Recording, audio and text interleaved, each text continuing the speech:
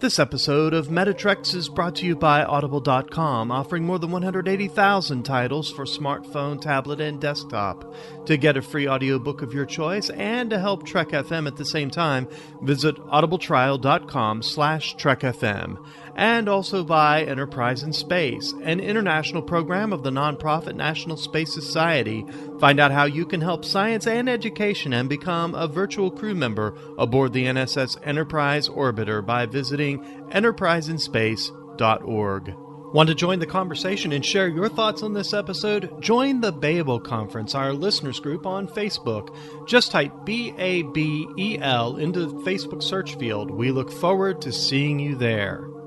This is Tim Russ, Lieutenant Commander Tuvok on Star Trek Voyager, and you're listening to Trek FM.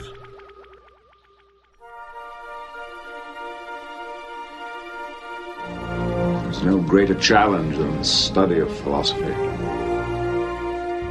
My philosophy is that there is room for all philosophies on this station.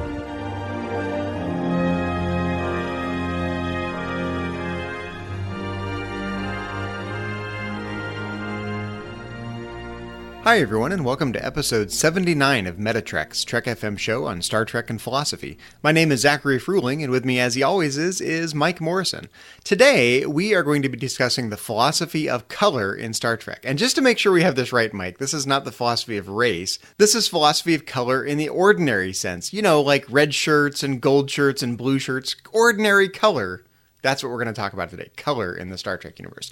What does color have to do with philosophy? We'll find out shortly. We'll find out. I'm going to find out, Zachary. This is not something that I am terribly familiar with. As you and I talked in the Turbo Lift, I have studied color from more of a artistic, psychological standpoint. I took heavy art courses when I was in high school in anticipation of going off to art school to get a commercial art degree, which I didn't do, obviously. I went on to go to Bible college and seminary to get a theological degree. So my perspective on this is more from an art psychology, color psychology, psychology of color. Of course, I worked for many years in the advertising industry, and again, we use the psychology of color quite a bit in the commercial arts fields. I think what I love about talking about color from a philosophical standpoint is color is one of these things where you really have to convince people that there's even a philosophical problem that's worth taking seriously there. On the surface, obviously, you look around and there's color around us. Like you're wearing a colored shirt and I'm wearing a colored shirt, and we see people wearing colored uniforms in Star Trek, and color is part of the world around us. But when you dive in a little bit and you start asking the question, well, what exactly is color? And, how do these external objects in the world produce colorful phenomena in our consciousness? And how exactly does that work? What's the causal chain? And what exactly is color in some abstract sense? It's remarkably difficult to give a satisfying account of color that doesn't leave some dangling threads and leave a bunch of things unexplained. And pretty much any attempt you can give to try to fully explain what color is leaves something out. And that's why color is an interesting topic philosophically. But again, it's kind of one of these topics that you really have to convince people to take seriously. Obviously, there's color. Well, yeah, and I don't think anyone's really denying that there's color. It's a question of what it is and trying to give an analysis of color that explains everything that needs explaining about color. And that's remarkably difficult. And then we'll talk about color inside the Star Trek universe, because obviously, I think when people think of color in Star Trek, before we get started talking about color and philosophy, what do you think of as like the most colorful image in Star Trek? For me, the image, when I first started thinking about this topic, color in Star Trek and the philosophy of color, the image that jumped in my mind are the colored uniforms from the original series, because the original series is such a bright, bold, colorful show compared to a lot of shows that were on at the time. And again, that's not really relevant to anything philosophically. That's just the mental image I had of color in Star Trek were the original series uniforms. Yeah, the original series was conceived and shot in the 1960s when color television was really, to some degree, a new thing. So, bright, vibrant colors were something that they used quite frequently, and it was very much a part of the story. art directors for these shows put a lot of thought and a lot of effort in the colors to select to convey something in the story. So you can learn a lot about, who the villains are and who the good guys are, and you can learn a lot about the people from looking at the environment and the colors, and not just the colors, but the lighting that they use to really accentuate colors, how they use lighting to convey things like romantic feelings and evil intentions. It's really fascinating to look at it from that standpoint. But when I think about the most colorful image in Star Trek, I've got to go to the motion picture. I just, in my mind, seeing the 1701 refit going to warp. So when I think of the 1701, the movie 1701, the refit Enterprise, I think of that bright blue glowing deflector dish. Yeah, but I think about that incredible spectrum of color that's used when the ship goes to warp. When I think about colorful images, I still see that refit going to warp and that incredible spectrum of color when I think about colors. And then, of course, we all think of Redshirts, as you mentioned at the top of the show. Those poor guys, wearing red, always dead. Those guys. So again, how they tell a story and how they use color to tell that story. It's fascinating. So I feel like we need like a go-to example, like the one canonical example of color in Star Trek that's an actual object, so we can talk about an object having color. So things like the deflector dish glowing, things like the warp trail glowing, those aren't actual objects, right? Let's talk about just an ordinary run-of-the-mill colorful object. A red shirt is a great example of a colorful object in Star Trek. I'm happy to use that as our go-to example. Let's use that as our go-to example. I don't think they get enough credit. I mean, these guys, they lay down their lives for the ship and for the captain, for the crew. I think this podcast should be dedicated to the Redshirts. I can kind of imagine the Redshirts' perspective on this. Like, I laid down my life putting on this red shirt, and all I got was a mention in this lousy podcast. Yeah, someone would buy that on vacation or something. I can see that.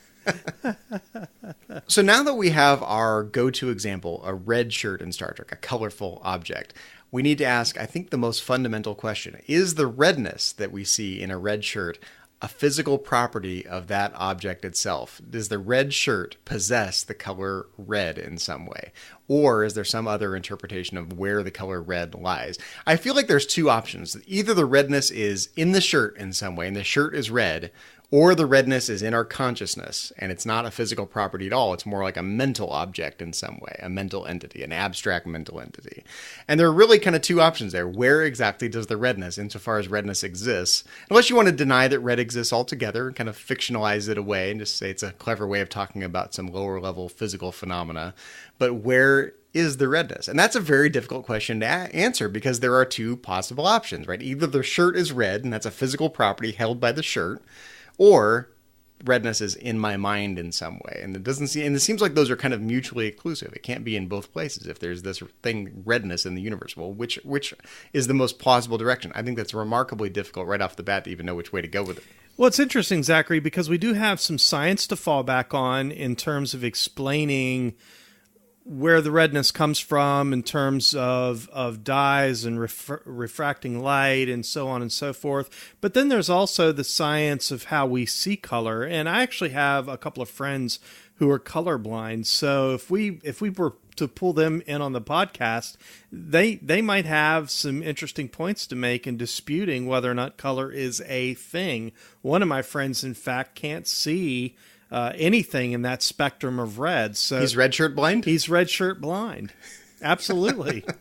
Well, so you basically gave two options, two different ways we could go with this conversation. One way is to talk about the physical explanation of color properties and color vision. The other option is to talk about the subjectivity of color.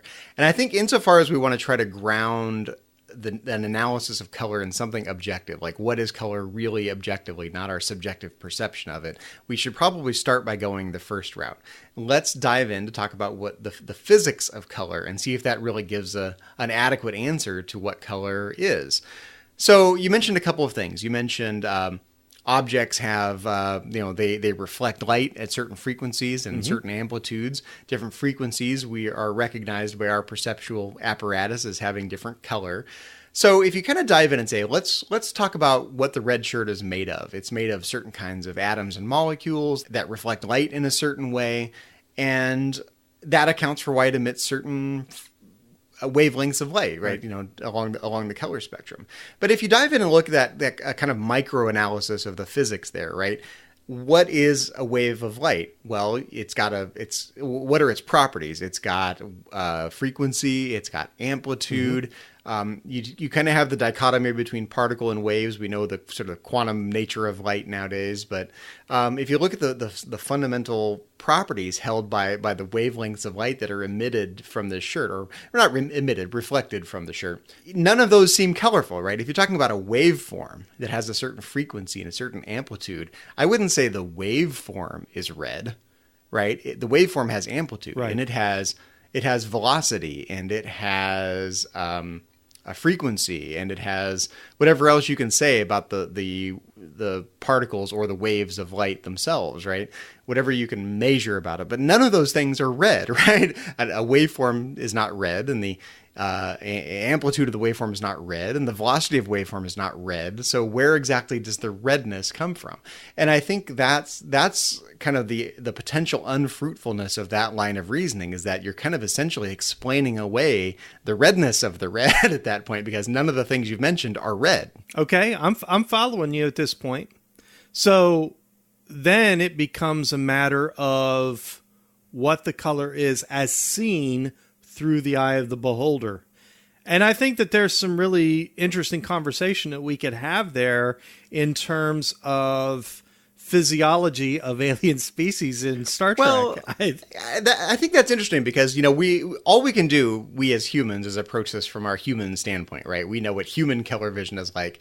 Even on this planet, we don't know what animal color vision is really like, although we can kind of analyze their rods and cones in their eyes and have some sense of what it might be like to, perceive, like my cat. My cat has a different number of cones than I do, so it doesn't see color as well, or something to that effect, right? I don't know what that's really like. I can kind of imagine it. But in Star Trek, we open ourselves to thinking of creatures that have radically different sensory apparatus than we do, right? So it'll be fun when we get that far to think about what that means for the philosophy of color and whether that makes an impact in anything we're going to say. But I do think we should kind of continue this micro analysis, because we're kind of pushing the answer back, right? Okay, if the wavelengths of light and the physical properties of whatever light is, whether it's a particle or a wave or some wavicle, right, some combination of the two, however physics spells that out, if that doesn't explain what red is, the redness of the red shirt in Star Trek, right? If you take a tricorder and you sort of hold it towards the red shirt, and you're going to measure all the physical properties of the red shirt, you're not going to see red. You're going to see all these lower level physical properties, the things the tricorder can measure, right? Those don't explain why the shirt appears red to us. So you gave another potential answer, which is, well, it has to do with our sensory apparatus, the way the light interacts with the retina on our eye and produces nerve impulses along our optic nerve, and that goes into our brain and makes some neurons fire, and boom, we see color, right? So I think the fundamental question is that any more satisfying of an explanation than trying to explain it in terms of the wavelengths of light alone? Because you can go, well, okay, so the wavelengths of light, they imprint on my optic nerve and cause some sort of physical reaction in my optic nerve, sends these nerve impulses into my brain, some neurons fire, and does any of that seem red either? Exactly. And I think that's the fundamental problem, is none of those things seem to have this property of redness either. You can kind of microanalyze them in terms of physiology and biochemistry and all the things that are going on along that causal chain from the light entering my eye all the way into my brain, right? But none of those things seem to capture redness either. Yes, the end result is red, but that's the thing we're trying to explain. Why does all of that produce redness? The thing I perceive when I look at the shirt, as opposed to just some, lower level physical description of, this causal chain leading to my brain. But where does the redness come from? Why does that result in red? Well, and again, what's fascinating is it's all through the eye of the beholder, and we have this conversation occasionally in Star Trek where, and I'm thinking of Enterprise, Phlox is examining a Suliban, and he's talking about these genetic enhancements that have been added to the Suliban that he's examining, and he makes a point of saying that this Suliban has the ability to see far beyond anything that a human, or for that matter a Denobulan, would be able to see. Like infrared or ultraviolet. He's talking about the EM spectrum, the entire EM spectrum. The entire EM spectrum. So he doesn't need a radio receiver. He can just receive Morse code through his eyes. So what does that say about how that Suliban, for instance, I mean, since this is the Redshirt edition of Metatreks, what does that mean to that Suliban when he encounters, and we know that there aren't red shirts per se in Enterprise, but let's say, suppose that this Suliban were to encounter a Tosser red shirt, what does he see? That fascinates me. Well, I guess the question I have is that helpful at all in explaining what color vision is? Because I can imagine what that would be like. Okay, so the Suliban has an extended visual spectrum. It can visually perceive frequencies beyond the visual spectrum that humans are able to perceive. Mm-hmm. And presumably that manifests itself in some sort of subjective phenomenon, right? Just like the wavelengths of light when they, enter our eyes and hit our retinas and cause impulse along the optic nerve and cause my brain to wiggle a certain way. I get redness, right? So whatever that is for the Suliban, right? These different wavelengths of light enter their eyes and hit their optic nerve and cause something to wiggle in their brain, and they get a different kind of phenomenon.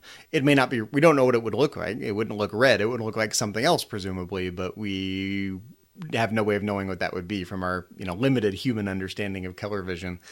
But I guess, it's the same kind of problem, right? How does that physical causal chain produce any sort of subjective qualitative experience of color, whether in a human way or in a Suliban way?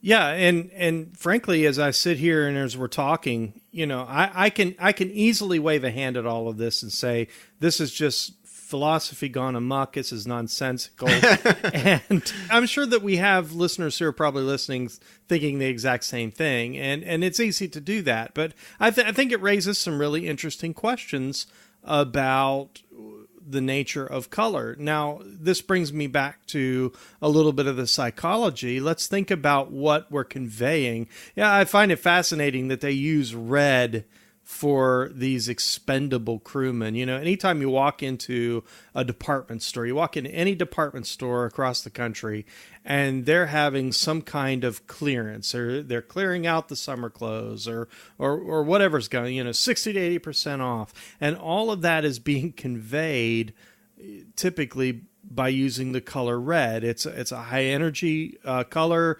We know that physiologically speaking, red increases heart rate. It creates a sense of urgency. So retailers are going to use that in clearance sales. I don't know what that says about red shirts, other than we're going to clear some out by the end of the episode by wasting a few of them. But again, I think it's interesting, and I think you can do a little line drawing here between the psychology and the philosophy of color. I guess what I want to do, Mike, I want to create a sort of mystique around color, because color is such an ordinary feature of our experience, and yet we really understand so little about why exactly those particular wavelengths of light produce these particular color sensations when we experience color vision. When I look at that red shirt, why do those wavelengths of light produce what I see as red? Those are two qualitatively different things, right? All the things you can measure about wavelengths of light and all the sensory, subjective sensory phenomena I get when I observe the red shirt and see it as red. And those are two such different things. Those two descriptions don't seem to match up. And so what I want listeners to take away from this, I want them to look at this nice, beautiful, colorful world we live in, and look at the beautiful, colorful world we see in Star Trek. Those beautiful, sparkling red shirts, soon to be damaged red shirts. And really start to wonder, why exactly do I see them this way? How does something outside of me, this external object that when you microanalyze it in terms of its physical properties, doesn't seem to possess this color red that I'm perceiving? How does that produce in me, in my subjective consciousness, this interesting, weird, maybe even beautiful and interesting phenomenon of red and all the physical reactions to red that you just described? That's awfully mysterious when you really start to think about it, and it doesn't match up with our sort of lower level physical understanding of the world. Because as you decompose these physical properties into their more basic components, none of those things seem to possess the quality of redness anymore. So where the heck does it come from? I want to create this mystique around it, and I think there's a danger of taking it so much for granted because it's such an immersive part of our world, unless you happen to be colorblind or unless you're blind in general and literally have no experience with color perception, that you may not even realize that there's a mystery there to be solved. You know, Zachary, I'm glad you mentioned blindness. I mentioned at the top of the podcast I have friends that are colorblind, but I actually, the man in my life growing up was my grandfather. And my grandfather was born blind, so anytime you described something to him, it was really a challenge because you couldn't say something was red. He had no inkling what red was, or blue, or white, or he just didn't see things and understand things and process things in terms of color. So it became challenging. You mentioned how color is such an immersive part of our everyday. You think about it. We do virtually nothing in our day that doesn't involve processing color in one way or another. I mean, we buy a car. We buy it oftentimes we based on color. Well, and our language, we use our language this way. We say, the shirt is red, right? The shirt seems to have this property. When you start taking it apart, you go, wait a minute, it seems like the red is happening in my consciousness. Mm-hmm. It's not happening there where the shirt is, right? So even our language is a little biased towards this physicalist interpretation of objects possessing a color. Yeah, and think about the time that we spend matching color, making sure that the tie matches the shirt matches the pants, the shirt and tie match the suit, kind of thing. That this process, making sure that Captain Picard's uniform matches just so. Yes, and for me it's basic brown or black shoes, not really hard to match up. But for my wife, it's a little bit more of a challenge because you got to make sure that you get the right pair of shoes. The red shoes go with the red dress or the black dress or whatever. And so for our female listeners out there, we feel you. We understand what you go through every day and making sure that colors match. And this is just an ordinary part of our experience. We don't even think about it oftentimes in terms of what an abstract concept color is. But here we are, kind of breaking this down. And for my grandfather, there was no making sure the colors matched. He just, he grabbed a shirt, he grabbed a pair of pants, he put them on. If they didn't match, they didn't match. Do you think Geordie LaForge on The Next Generation cares what color shoes he puts on? Well, that's interesting that you bring Geordie up, because I was thinking a few minutes ago when I first mentioned my grandfather, we need to talk about Geordie, because Geordie doesn't see things in terms of color either, even with his visor. The few times that we got to see through his visor, he's not looking at things and processing things by their color. He's kind of like the Suliban. Yeah. With his visor, he can perceive a wider swath of the electromagnetic spectrum. He's kind of like the Suliban in that way. So what does that mean? What kinds of phenomena does that produce in him? They try to show it on screen with those kind of swirly color patterns that, when you're kind of perceiving the world through Geordie's visor, it's, it's kind of an artistic interpretation of what that might look like, because that's all you can do on television. But it is interesting to ask, okay, take someone who's blind like Geordie, right off the bat, without his visor, he can't see, much less see color, right? So there are two questions I have. Is the fact that some people can't see color at all, is that helpful in any way, shape, or form in understanding what color is?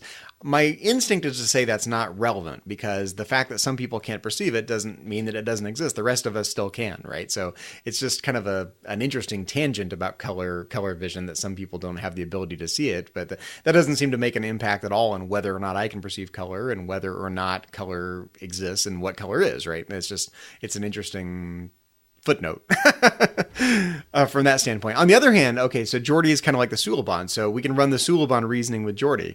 Okay, so Geordie's visor has the ability to perceive a wider swath of the electromagnetic spectrum that translates into impulses along his optic nerve. That goes into his brain in some way.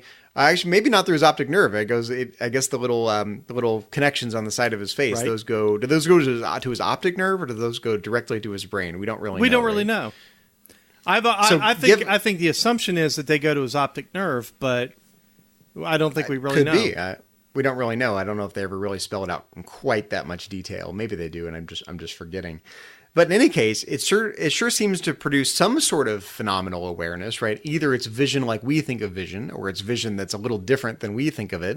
Something along the lines of what they show when we're, on cameras trying to perceive things through Geordie's visor, or it's some totally different kind of phenomenon that is unique to Geordie that is different than what you and I have altogether. But in any one of those options, I think you have the same exact problem. No matter which interpretation you choose, how do these lower level physical properties produce subjective phenomena, subjective experience of whatever, whether it's color as we know it, color as we don't know it, or something totally different?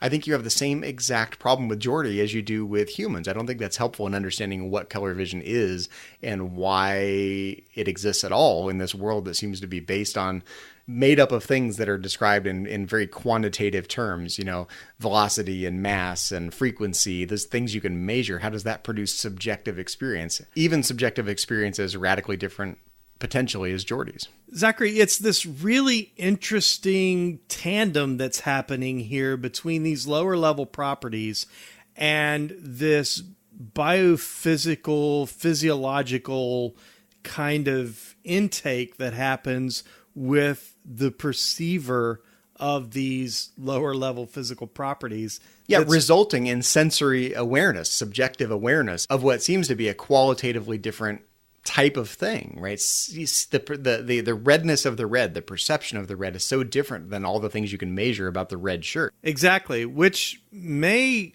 give us some insight as to why those poor red shirts die in the rapid succession that they do. Perhaps the alien species that keep gunning for them aren't seeing red at all. Perhaps they're seeing something that causes a neurochemical reaction in them, this fight or flight, and they just fire. Can't help themselves. So I think it would be interesting to start diving into some different philosophical theories about color in a very general, sort of friendly way, and see if we can make any progress in understanding what color is. So one way of interpreting what color is to describe it in terms of abstract properties or abstract entities. And we do think in terms of abstract entities all the time. In fact, we have an episode number, right? Our episode number is 79 this time, right? 79 is an abstract thing, the number 79. And there are a lot of instances of that number out in the real world. Right? There's 79 episodes of Metatrex. There are 79 rocks out in my garden, whatever. There's lots of instances of the number 79, but the number 79 itself is not something you can point to in the physical world. You can point to a numeral, like the written squiggles that mean 79, right? The 7 and the 9 that we would write on a piece of paper, or that you see in the episode description when you listen to this podcast. But the number itself is generally taken to be some sort of abstract entity, if it exists at all. If it exists at all, it's not a physical thing, it's an abstract thing. And it has certain properties. It has properties like the number 79 is the property of being odd as opposed to being even, right? That's a property of the number 79. So you could try to spell out what color means in terms of abstract entities. So if I look at say the crew of the Enterprise, and they're all assembled in the recreation deck, and they've got their different colored uniforms on, you can go, okay, well, there's some number of blue shirts and some number of red shirts and some number of gold shirts and some number of, pick your favorite. White shirts, if we're talking about the motion picture from a little bit ago, right? There's some number of those, and they all seem to have something in common. All the blue shirts seem to have this property of blueness in common, and all the red shirts seem to have all the property of redness in common. All the gold shirts seem to have the property of gold in common. Well, what accounts for their having something in common, right? What do they share? Just like the number of our episode, 79, and the number of rocks in my garden, 79, they kind of partake in or share in this abstract entity, 79. You could say that, well, as opposed to the individual blue or red shirts out there in the recreation deck, there's the abstract entity, blue, and the abstract entity, red, and the abstract entity, gold. And the individual objects that are those colors, the red shirts and the blue shirts and the gold shirts, are somehow instances of this abstract entity, blue in the abstract, red in the abstract, gold in the abstract. Just like the number 79 is an abstract entity. But just as this podcast and the rocks in your garden, Zachary, have virtually nothing in common, perhaps, than just the number 79, it's plausible to say that, for instance, the blue shirts or the red shirts or the gold shirts have nothing in common except their blueness, other than the fact that, and since we've moved from red to blue now, blue typically connotes within the Star Trek universe someone whose expertise is in the sciences. Now we have assigned color to distinguish between sciences and name whatever other discipline or field a Starfleet officer might work in. So I like this example of a bunch of red shirts standing around. We've got not just one red shirt, we've got a bunch of red shirts now, and they have something in common. They're all red. And the question is, well, what does that mean? And I think there's two directions you can go with trying to answer that question. One direction is to say there's some universal thing called red or redness, the universal property or the abstract entity of redness, and that all of these individual red shirts partake in that or share in that or instances of that, some way of characterizing the relationship of these particular objects to this one universal thing we call redness in the abstract, right? That's one way you could go of explaining why these red shirts all share something in common, namely they're all red, right? Another way you could go is to deny the fact that there's this universal thing called redness, even a particular shade of redness, this universal abstract, shade of red. You could deny that and say there is no such thing as red in the abstract. All we have is red sub 1 and red sub 2, or red sub 3 and red sub 4, or red shirt sub 1 and red shirt sub 2, red shirt sub 3 and red shirt sub 4. That there's no such thing as red in the abstract or a universal or abstract property of redness. All we have are the individual instances of the redness that we see. Red shirt instantiation 1, red shirt instantiation number 2, red shirt instantiation number 3, and that's the end of the story. There is no other facts about redness besides the individual instances of red. What that denies, I think, is why they all seem to look the same. If there really are so many different reds, red sub 1, red sub 2, red sub 3, red sub 4. And we're not talking about different shades of red. We're talking shade of red sub 1, shade of red sub 2, shade of red sub 3, the very same shade of red, but no universal abstract instance of that, just particular instances instantiated in each one of those individual red shirts. If that's all there is, that, to me, doesn't satisfactorily explain why they all seem to look the same to us if they really are qualitatively different things. Well, again, Zachary, it goes back to perception and how we see color, but it occurs to me that you can break this down into the properties and waveforms of that red. I mean, there are so many shades of red that I don't even think it's fair to just categorize something and call it red. Well, that's the thing. I think, you can probably bracket some of this. Like, let's not talk about all different shades of red at once. Let's pick a shade, whatever shade we think red shirts are, whatever name we give that, whatever, frequency that is on the electromagnetic spectrum. Let's bracket everything else. Let's just talk about that shade of red. We don't even need to talk about something so general as red in general, although that's a bigger problem. If we have trouble explaining why the different red shirts, which are all the same shade, why they all share something in common, you do have a further problem of trying to explain why all the different shades of red, light red, dark red, crimson red, whatever, why all of those still count as red too. I think that's an even deeper problem with color vision besides trying to explain why different objects that share the exact same shade appear the same color. Yeah, because I have this conversation with people all the time because I have studied art I love that you have this conversation with people all the time. I do, because they'll say to me something general like, hand me the red one. Well, wait a second. Which red one? There are no, just the red one there. No, there's red, and then this one's ruby, and this one's maroon, and so you begin to make these distinctions between red, and again, it all goes back to perception. So it just begs the question, what is red by any other name? Well, I think there's a lot we can bracket there, right? There's different shades of red. Let's bracket all the ones except for the one we're talking about, right? They're a red shirt by any other name, Zachary. Red shirt red. That's the name of it, right? Whatever shade that is. Let's pretend all the other shades of red don't exist for the purpose of this immediate discussion, right? Why do all those different red shirts, right? Red shirt number 1, red shirt number 2, red shirt number 3. That's probably how they're given in the credits. Red shirt number 1, red shirt number 2, red shirt number 3. Why do all those different red shirts appear to us the same way if they're different shirts? Yes, they have the same frequencies in common. We're looking at them with the same sensory apparatus. Mm-hmm. But that doesn't explain the commonality to them, I think, right? You could imagine a situation where the different red shirts produce different phenomena, in us. It's hard to really know what that would be like. Like, okay, for example, let's suppose, in fact, this is probably a good time to dive into sort of a classic thought experiment in philosophy of color, the inverted spectrum thought experiment. It's conceivable that there exists some humans or maybe some aliens out there in the Star Trek universe that perceive color in the opposite way that we do. Their color spectrum is reversed. What looks to us as red looks to them as blue or purple, right? The other end of the spectrum. Mm-hmm. So a couple of problems here. Why do these different shirts all look the same color, first of all? And if they're different shirts, what accounts for their commonality, even amongst that one shade of red, bracketing all the other shades of red? And then why do they appear red as opposed to some other phenomenal interpretation of that wavelength of light? You could imagine a being, an alien in Star Trek that perceives that frequency, but doesn't see it like we see it. It sees it as blue, for example, a blue shirt. And it thinks the blue shirts all get killed, but because it lives in a social environment, it's learned to use language the same way we have, and it's sent subspace messages with humans.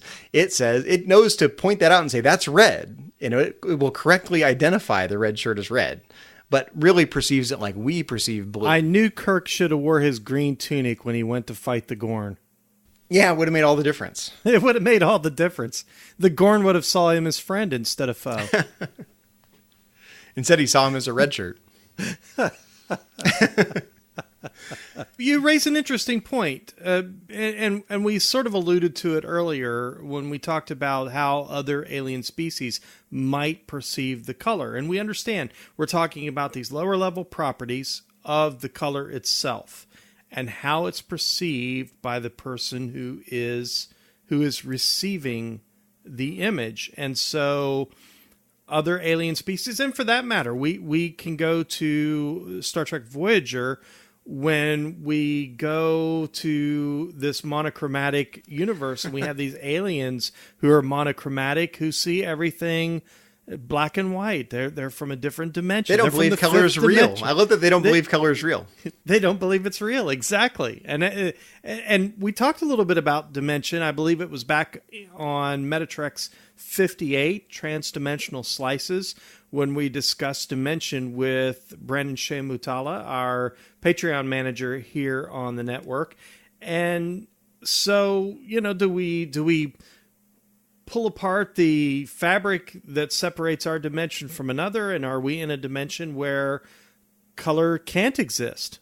So I think there's at least a couple of things we can say here. One is that if it's possible in principle for a species with a totally different sensory apparatus to perceive the exact same wavelength of light and perceive it in a different way, a different kind of phenomenon, or even with Geordi. I think you could run the same example with Geordi, given his different sensory apparatus with his visor. But take the Suliban, or take an alien that perceives the same wavelengths we do, but perceives them as different phenomena, as different, what we would call different colors. Does that immediately mean that there's more to color vision than just the basic physical facts of the objects that have a certain color and the wavelengths of the light they emit. It seems on the surface you could say that means there just has to be more to color vision than the mere wavelengths of light. Well, let's speculate for a moment, shall we? Let's look at some of the common alien species in Star Trek. And let's begin with the Romulans. When we see Romulans in the Star Trek universe, their wardrobe, their sense of style, their dress, everything about the Romulans that we see is very monochromatic. Things are even lines, and their blacks, their silvers, their grays, and that seems to be... It's at least an aesthetic preference, if not a genuine difference in their sensory apparatus in terms of how they perceive color. Yeah. So again, yeah, exactly. What does that say? That's a beautiful shade them? of gray, you know. Exactly. And so how do they perceive color? Maybe they don't, and maybe that explains the lack of bright, vibrant color. And we know. Let's step out and okay. We're using color to convey something. We're back to the psychology of color and how it's used in the Star Trek universe by the directors, by the producers, by the showrunners, and so on. But let's put ourselves in universe. It's interesting to me how that might inform us of something unique about, in this case, the Romulans. And we can do this for every species in the Star Trek universe. Well, you mentioned a couple of things that are interesting. You mentioned the aliens in Voyager that are monochromatic photon beings. They don't believe photonic, photonic beings. They don't believe that color is real because they just know this monochromatic photon based existence. So they see these objects in in living color, as we would call it, and they just don't believe it's real, right? They kind of deny the existence of color. You're kind of heading a similar direction in talking about the Romulans and their preference for cool colors and grays and things like that. Maybe they're not monochromatic, but maybe some sort of subdued color vision. But I guess the direction I see you heading in the conversation is that one possible answer is just to deny the existence of color altogether. And I think this is one possible answer. You can say, well, look, we have this word red, and we have these quasi-subjective phenomena of seeing red, but we can reduce that all away. You know, given what we know about physics and about light these days, we know that what we call red is just a certain wavelength of light interacting with our optic nerve a certain way, producing a certain kind of thing going on in the brain, and that's all there is to color. There is no extra special thing called redness. We've just kind of microanalyzed it away. So yes, we have this word red, and we have these, it sure seems like we have a perception of red, but there's no thing called red above and beyond all the physical stuff we just described, the properties of the object and how it reflects light and the wavelengths of the light and what that produces in our optic nerve and what that causes in our brain. That's all there is to color vision, and that's the end of the story. And any attempt to, give color a more robust existence than that is going to fail. And what you're essentially doing is kind of explaining color away. Like, well, yeah, we have this word color, but really color is just all this lower level stuff. And so color doesn't really exist above and beyond anything else we've described. So you could actually just blatantly deny the existence of color. Like, color doesn't exist in any way above and beyond all the physical stuff we just described, and that's the end of the story, and there's no other things to color besides that. I think the hard pill to swallow with that approach is that it denies literally what's before our very eyes. It sure seems like looking at red looks a certain way. It doesn't sound like it's identical to any of those lower level physical things we were talking about a little while ago. So I think the hard pill to swallow, if you want to kind of microanalyze color in terms of physical properties, is you have to kind of say, well, all that subjective phenomena is not as real as you'd like to think it is. And I think that's a really hard pill to swallow when every time we open our eyes, for those of us that have normal color vision, see color all the time. So it amounts to denying literally what's right before our eyes. So I think it's a hard line of reasoning to follow. Well, exactly. And again, if we go back to the two ways that we split this up, we talk about these lower level properties, but then we also look at the physiology of the viewer, the person who is looking at the object. In our example, the red shirt, and how the rods and cones in the eyes react and give us the ability to see these waveforms and make sense of them in something that our brain perceives as color. We have to conclude that the properties that create these waveforms exist. I think we have to come to that conclusion. I don't think anyone's going to deny that the wavelength, the light itself exists, right? Light is a physical thing that has physical properties. Sure, exactly. But I think it does raise a very interesting question. So suddenly I can look at my ability to see colors as just that, an ability, a property of me, more so than just property of color. And again, I think that boils down to, it harkens back to the very first question we asked: where does color reside? Is color a property of the objects that seem colorful to us, or is color a mental property? Another direction you could go in the direction of, say, emergent properties. Just like we've talked about emergent consciousness before, right? When you take neurons and put them together in a certain way, you get new properties that emerge. Conscious beings that have thoughts and feelings and intentions and desires, this higher level mental description. Maybe color works the same way, that you take lower level physical things, put them together in the right way in terms of how they reflect light and what frequencies of light they emit. And then out of all of that emerges color. It's a little spooky and weird because color is so different than all of those other things we just mentioned, right? The sort of lower level physical basis.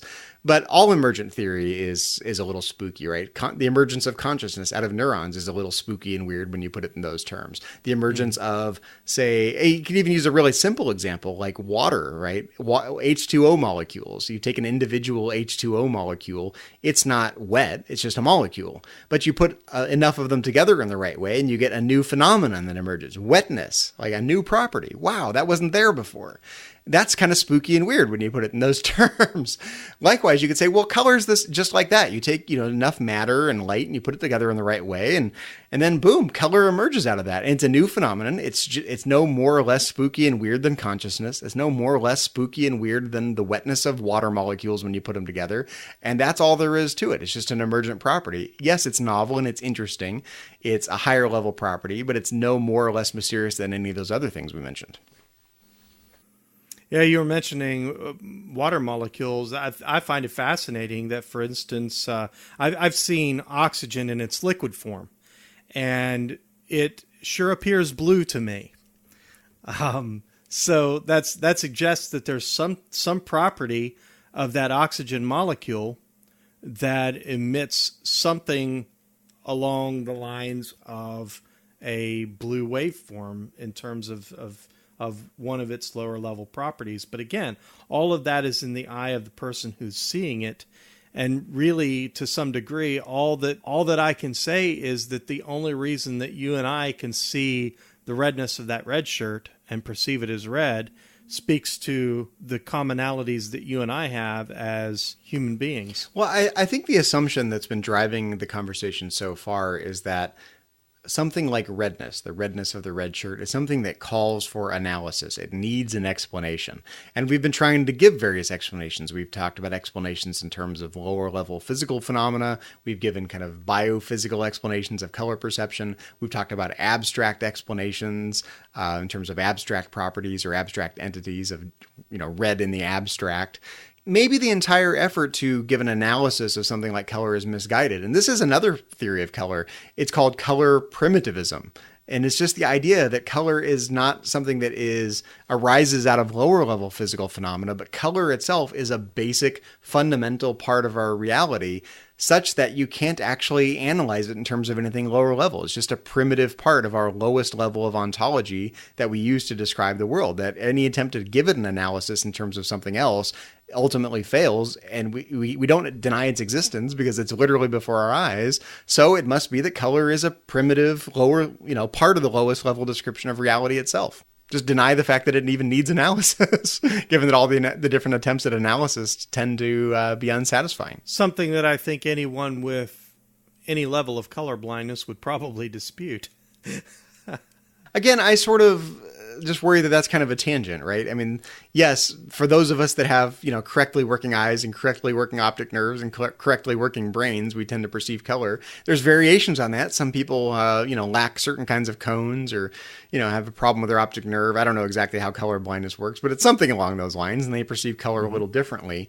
But, and some people can't see color or see anything else for that matter. But I think those people are just plain a little irrelevant to the discussion, because clearly, I mean, the fact that one person can't perceive color doesn't mean that the rest of us can't either. So it doesn't deny that color is real. It just means that person doesn't know anything about it.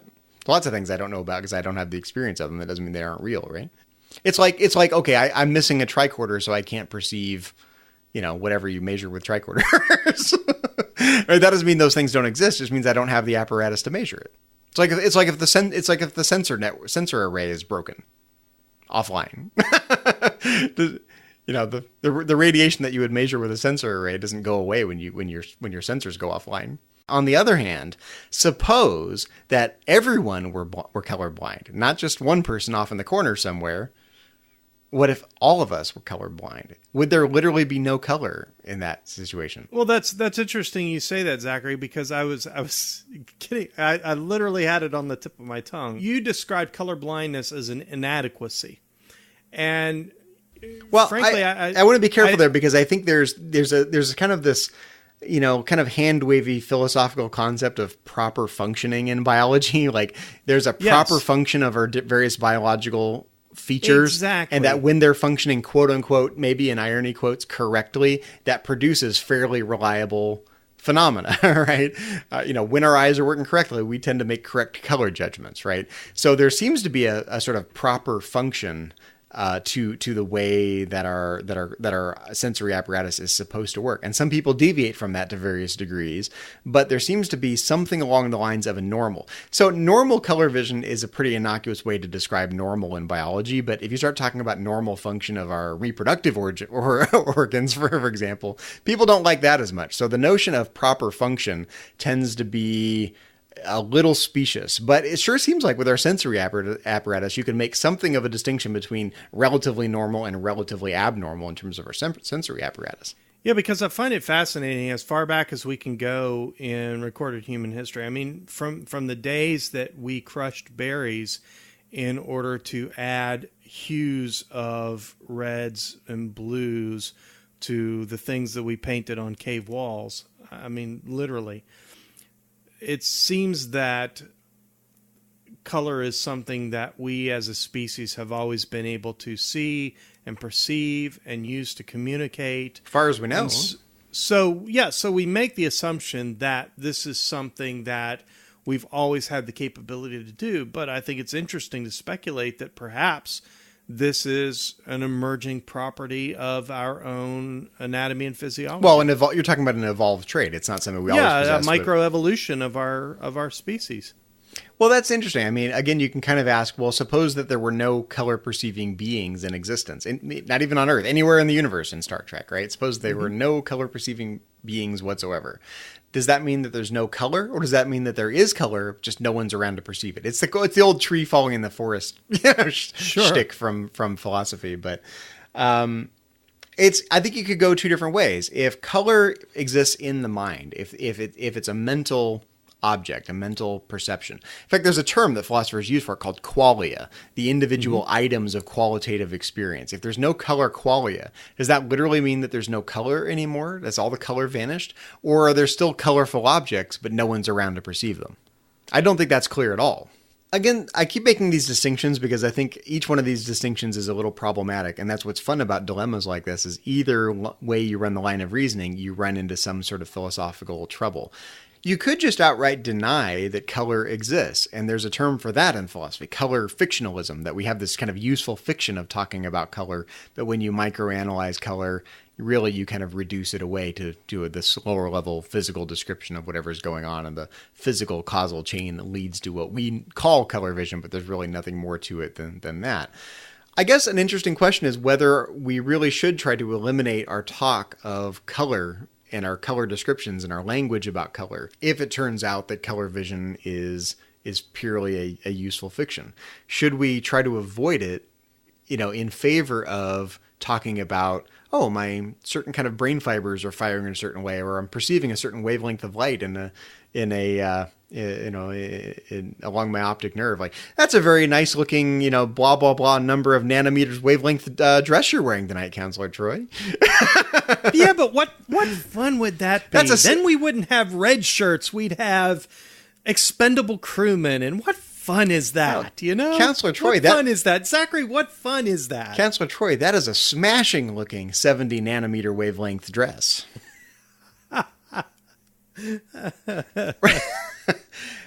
I feel like when you try to explain color away, that's kind of what you end up with. It sounds absurd because that's what you're left with. If you really claim that color doesn't exist, or you're trying to explain it away in terms of physical descriptions, that's the kind of thing you end up with. There is no such thing as the pretty green dress that Counselor Troy wears on The Next Generation. I think we missed an opportunity there with Data, quite frankly. we could have gone through in early episodes an entire series of episodes in which he tries to grasp the concept of color. Well, we know that Data has trouble with feelings and humor, but maybe he also denies color. Like, he's like, oh, I can't perceive green. I just know your dress is 70 nanometers. That would have been very interesting. But aren't we all like that? I mean, really, if that's all color perception is, a certain wavelength of light wiggling in a certain way in our optic nerve and causing something to happen in our brain, why does color seem so subjectively different than that description? And I guess that's my fundamental worry, is that color can't just be that, because undoubtedly we do have these subjective qualitative experiences of color. There are obviously color qualia, like the qualitative experience of color. If you try to eliminate that away, I think you're just denying a brute force fact of our sensory experience. And yet it's like, well, what else is it then? If it's not all those lower level physical things, is it some sort of spooky, weird, abstract entity like numbers and is it spooky soul stuff? What is it? Right? It's hard to know what else it could be besides those lower level physical things, unless you want to go full on abstract entity dualism, right? Where there's physical properties and mental abstract properties. And I think, people who tend to be physicalists, they want to try to, take these higher level phenomena and give an analysis of them in terms of physical phenomena. That tends to leave out the subjective experience, and it's hard to reconcile those two descriptions. Yeah, it's not very satisfying. It's not, because it just flies in the face of our ordinary experience. Yeah, exactly. So, Mike, I know I sound like I'm repeating myself a little bit here, because I really want to drive home the mysteriousness of color. I think the mismatch between this lower level physical description and our subjective higher level experience of color as a color, seeing the red shirt as red, not just seeing it as a wavelength of light, or not just understanding it in terms of the biological effect it's having in my brain, but seeing it as this qualitative, subjective, maybe emotionally impactful experience of color, right? That is so mysterious. And it's the kind of thing, you could totally take it for granted, right? It's like, obviously I see red shirts as red, but why is this something that even needs explanation? Can you picture maybe Tuvok in his quarters meditating? Like, he's got his little Vulcan salute hands together, and he's got the candles lit, and he's meditating. He's meditating on the color. What color would Tuvok meditate on? I'm curious. Would he meditate on red? No, he'd pick a cooler color. He'd pick a cool color. It would definitely be a blue. It's like, I'm going to meditate on blue. Because I really kind of feel like this is what's necessary to take this issue seriously. He had blue pajamas, right? He did have blue pajamas. Yes, he did. At least what I call blue and what you would call blue. Yeah. Are they really blue, or are they just a certain wavelength of light? No, but really, I'm dead serious here. I feel like in order to take this issue seriously, you really have to think about color. Like, okay, I'm going to think about something that's blue. Let's think about Tuvok's blue pajamas. What are those? Well, they're made of a certain kind of material, and if you kind of zoom in, they're made of atoms and energy, and they're reflecting certain wavelengths of light. Okay, well, are any of those things blue? Not really. Okay, what happens from there? This light enters my eye and hits the back of my retina. Is any of that blue? Not really. Doesn't sound blue to me. Then it causes my neurons to fire, right? Okay, is that blue? Not really. Then all of a sudden, somewhere along the way, at the end of that chain, you get blue. I see Tuvok's blue pajamas. And it's like, that has to strike you as weird when you really take the time to examine that entire causal chain leading up to the blueness that you perceive when you look at the pajamas. There's something weird there that happens at the very end that's not explainable by anything we just talked about. Yeah, I can picture Tuvok meditating. He's sitting there and he's thinking about his silky blue pajamas. And he's thinking to himself, my rods and cones are gratified by the wavelength of blue in my pajamas. That Data would say that. You just quoted Data, you didn't quote Tuvok. He would say, I've become quite used to the way that your wavelengths of light impact on my, positronic, through my, artificial optic nerve as it resonates in my positronic brain, and I've become used to the phenomenon. So we're friends. I like your wavelengths. We're on the same wavelength. All right. What do you think about that? I mean, how would a Vulcan buy clothes? How would if you sent Data to the Replimat? I mean, how would he select his off-duty casual clothing? Could you imagine Law trying to figure out makeup? Well, just like you can run this line of reasoning with Data about pretty much anything. Is Data really conscious? Does Data really have feelings? Does Data really perceive color, right? Data is in a great position to understand all the physical facts about color, right? He's read the books, he's done the science, he's accessed the databases, he can perceive the wavelength, down to the, 0.000000 fill in the blank, at level of accuracy, right? He's got color vision down pat. And then you can ask, does he actually perceive color like we do? And if the answer is no, you could maybe say, well, maybe he knows everything there is to know about color, and that's all there is to color, right? If he does actually perceive color, what causes that? Like, what could cause an artificial being to perceive color? But I don't think that's any more or less mysterious than, why it's than how we perceive color, right? Okay, if Data can perceive color and that's kind of spooky and mysterious given that he's a machine, why is it any less spooky and mysterious that we can perceive color as a color, given that we're essentially biological machines that have a little causal chain going all the way from the reflection of light all the way into our optic nerve and into our brain? I mean, that's just as much of a physical description as anything else going on in Data's brain. Well, Mike, we've been talking about color now for about an hour, and I don't feel like we've resolved the issue in any way, shape, or form, but what I hope to have illuminated for our listeners, first of all, I want listeners to take seriously the idea that there's even a problem here to solve. So much of philosophical reflection involves taking something that is seemingly ordinary, that we take for granted, that we perceive and talk about all the time, and recognizing that it's not as simple as our ordinary perception. And I think color is the ideal candidate for this kind of discussion. Color sounds like an obvious thing, like, well, of course the red shirt is red, obviously, right? But when you start diving into what that really means, you realize that it's a lot more complicated than that, at least, and that our assumptions don't match up, and the things that we think we're explaining don't actually explain what we're trying to explain. Like, when you take this physical description of a red shirt, what it's made of, how it reflects light, what its effect on our biology is, how that causes stuff to happen in our brains, none of that really explains the redness of the red that I see when I look at the red shirt, right? And so it creates this mystery. Well, where does this redness come from? And once it's a mystery, then you can start talking about different philosophical options. Like, well, okay, is the redness of the shirt in the shirt? Is it in my consciousness? Is there a universal red, shade of red, or are there just a bunch of instances of that shade of red?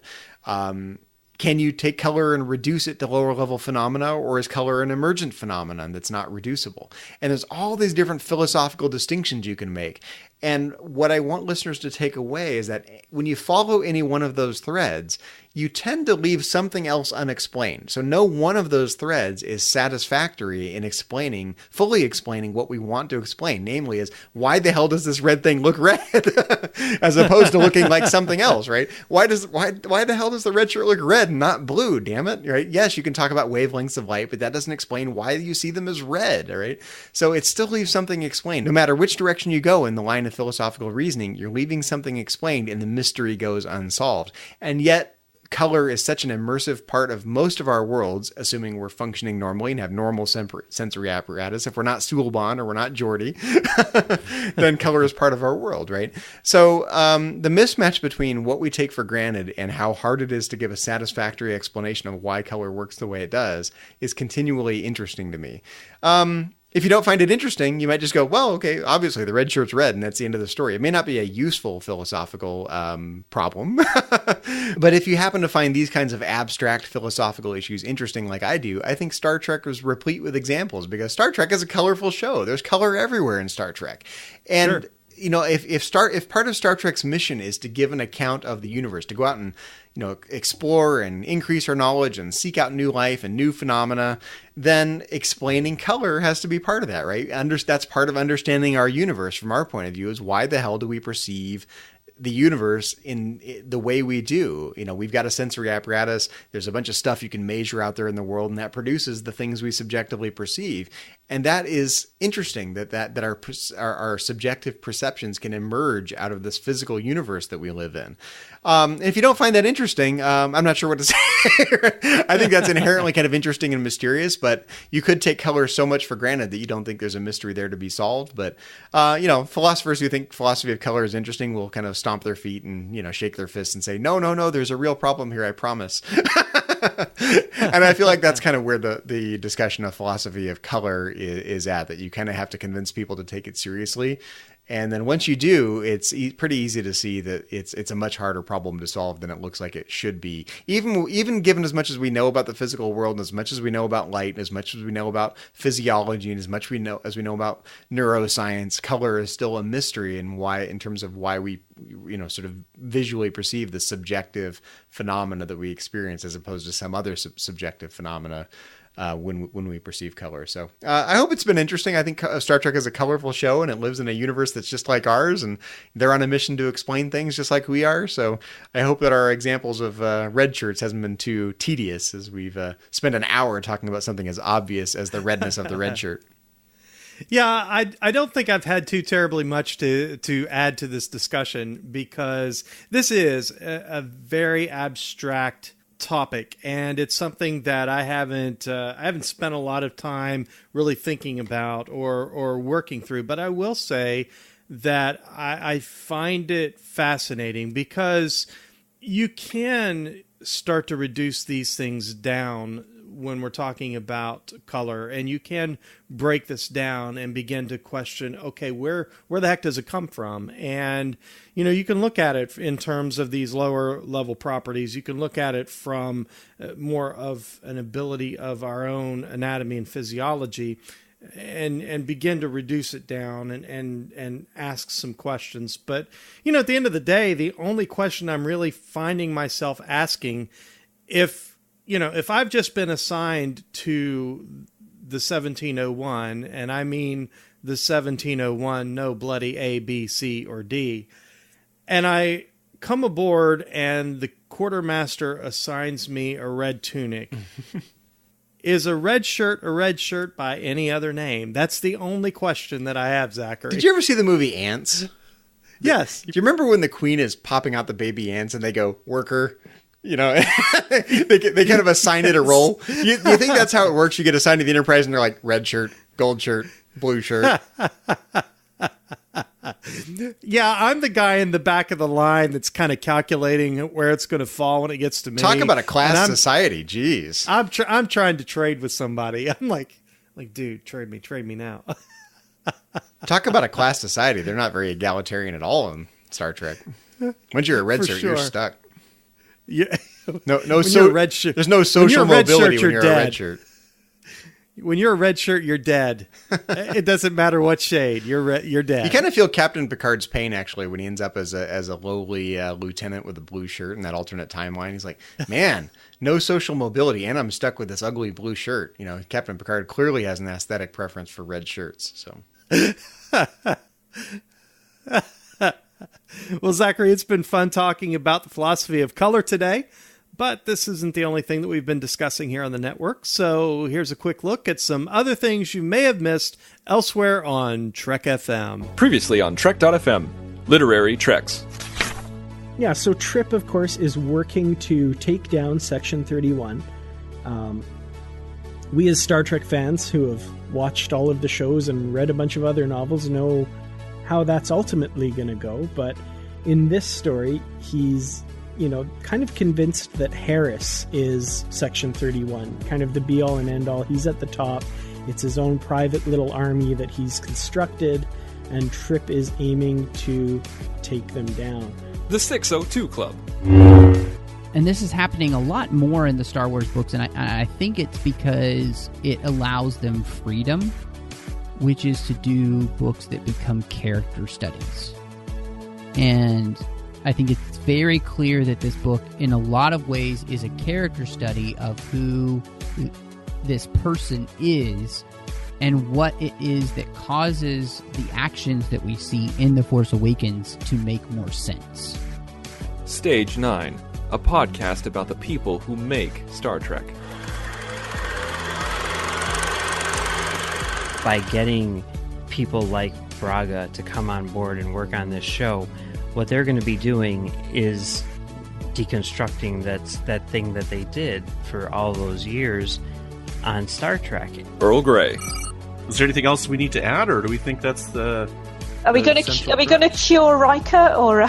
Oh shoot! I forgot about Riker. Yeah, sure, fine. We'll keep him around. Yeah, we've cured Riker, and then for me, this would or not. And that's what else is happening on Trek.fm. Well, check out these shows and join the conversation about your favorite corner of the Star Trek universe and beyond. You'll find us wherever you get your podcasts. If you're an Apple user, be sure to hit the subscribe button in Apple Podcasts on iPhone, iPad, Apple TV, or the desktop iTunes app to get the latest episodes as soon as they're published. And please, leave us a star rating and written review.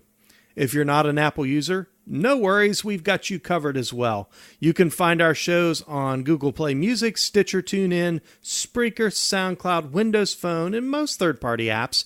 And you can always stream and download the MP3 file from our website or grab the RSS link as well. We'd love to hear your thoughts on today's show, and there are many ways for you to share your thoughts with us. The best place to join the larger conversation is always the Babel Conference, our listeners-only group on Facebook. Just type Babel, that's B-A-B-E-L, into the search field on Facebook, and it should come right up. Again, that's a closed group, but if you click join, one of our admins will let you right on in.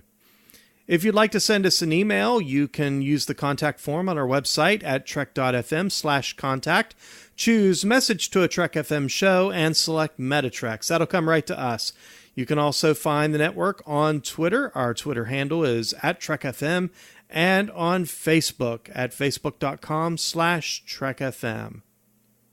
Well, Zachary, when you're not trying to come up with ways to perceive the entire EM spectrum, where can people find you around the network and on the interwebs? Just call me a Suliban.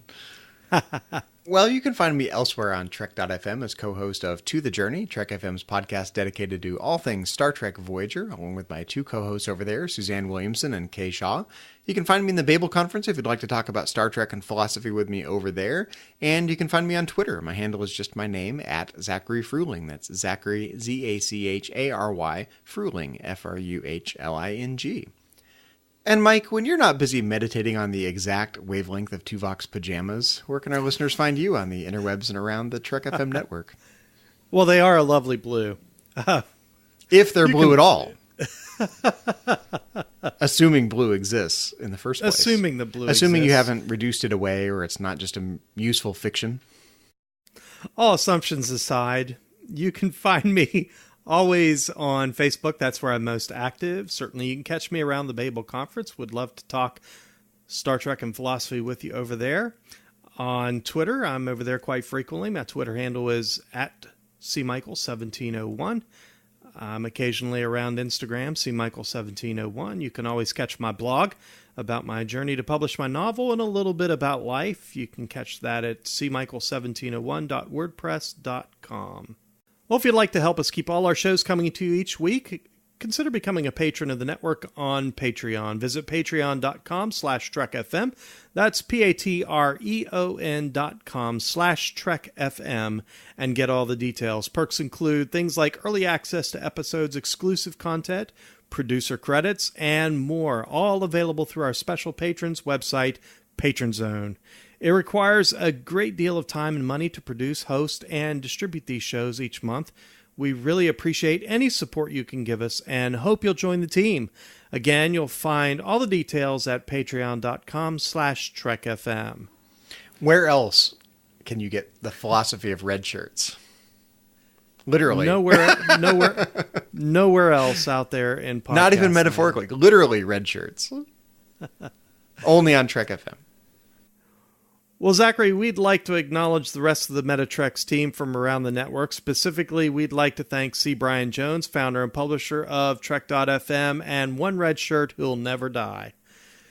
Executive producers Matthew Rushing and Ken Tripp, Aaron Harvey, our art director, Richard Marquez, our production manager, and our Patreon manager, Brendan Shea Mutala. We'd also like to give a thank you and a shout out to our associate producers here at Metatrex, Patrick Devlin. You can connect with Patrick on Twitter at MagicDrop5 is his handle. Kay Shaw, your co-host over on To The Journey, Zachary. Her Twitter handle is at Choco Weevil. Who always looks good in red, I'm just saying. Our good friend Norman Lau, his Twitter handle is at Starfighter1701. And Mark Walker in Places Unknown. Well, Mark, we're looking forward to hearing from you, man, so we can get your contact information in there. We appreciate all four of our associate producers and could not do this podcast without their help and support. We'd also like to thank our sponsors. Enterprise in Space is a project of the nonprofit National Space Society. Visit enterpriseinspace.org to find out more and to get your seat on the mission. And check out audible.com, offering more than 180,000 titles for your desktop or mobile device. To get a free audiobook of your choice, visit audibletrial.com/trekfm. Well, thanks everyone for listening to Metatrex, a Star Trek and philosophy podcast. Until next time, when we will once again boldly go where no philosophers have gone before.